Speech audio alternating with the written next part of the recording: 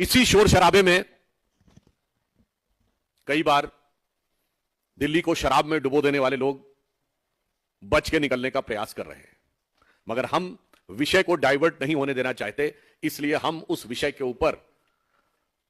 पुनः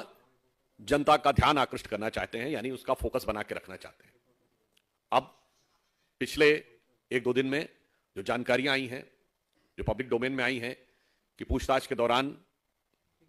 स्वयं दिल्ली सरकार के पदों पर बैठे हुए लोग इस शराब के घोटाले में सक्रिय भूमिका निभा रहे लोग और मनीष सिसोदिया जी के जो सचिव रहे हुए लोग, उन सब के संदर्भ से जो तथ्य सामने आए हैं वो उन चीजों को अब पुख्ता कर रहे हैं जिसे वो लोग सिर्फ आरोप सिद्ध करने का प्रयास कर रहे थे। उदाहरण के लिए कि जो टेक्निकल कमेटी थी उसने यह संस्तुति की थी कि होलसेल यानी थोक विक्रय का अधिकार सिर्फ सरकार के पास रहेगा, यह प्राइवेट को नहीं दिया जाएगा। दूसरा, जो प्राइवेट को यानी रिटेलर जो दिया जाएगा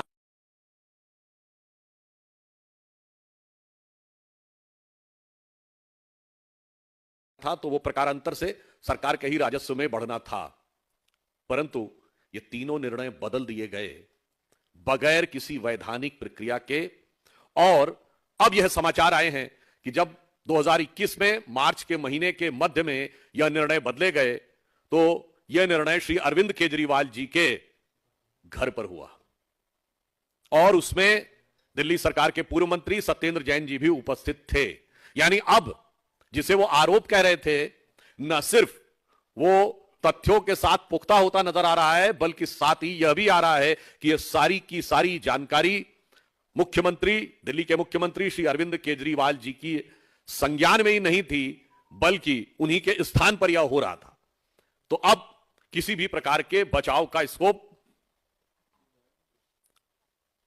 आम आदमी पार्टी के लोगों के पास दिखाई नहीं पड़ता है। न्यू पॉलिटिक्स बनकर जो पार्टी आई थी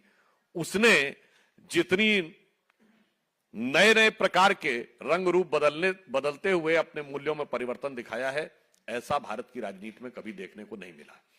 तो अंत में हम सिर्फ ये कहना चाहते हैं कि विपक्ष और विपक्षी दल कभी किसी दूसरे मुद्दे का बहाना लेकर कितना भी डाइवर्ट करना चाहें, जनता उनसे सीधे सीधे उनके द्वारा किए गए भ्रष्टाचार का जवाब मांग रही है और दिल्ली की युवा पीढ़ी के साथ, उसके भविष्य के साथ किए गए खिलवाड़ का जवाब मांग रही है। देखिए, आरोप सत्यापित होते जा रहे हैं और उसके अनुसार जो भी विधि सम्मत कार्रवाई होगी वो व्यवस्था के अनुसार होती चली जाएगी। अब ये तो जिसने जो जो किया है उसे पता होगा कि वो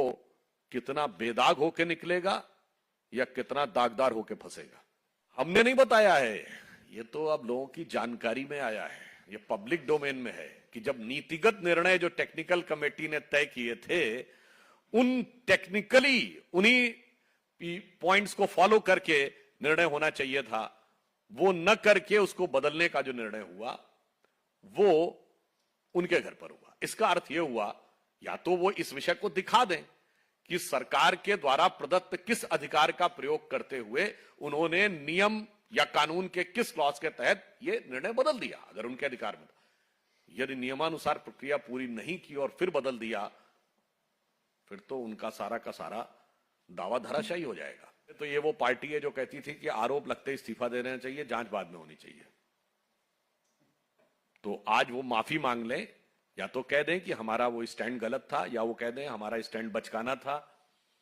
दूसरा, इस पार्टी की क्या क्रेडिबिलिटी कही जाए, वो अपनी मानसिकता से बोल रहे हैं। उन्होंने किस किस पे आरोप नहीं लगाए और किस किस से आके कोर्ट में माफी नहीं मांगी। हमारे नेताओं में अरुण जेटली जी से माफी मांगी, स्वर्गीय अरुण जेटली जी से, नितिन गडकरी जी से माफी मांगी, जहां तक मुझे ध्यान है कांग्रेस के नेताओं में कपिल सिब्बल जी से माफी मांगी और शायद विक्रमजीत सिंह मजीठिया से भी माफी मांगी थी।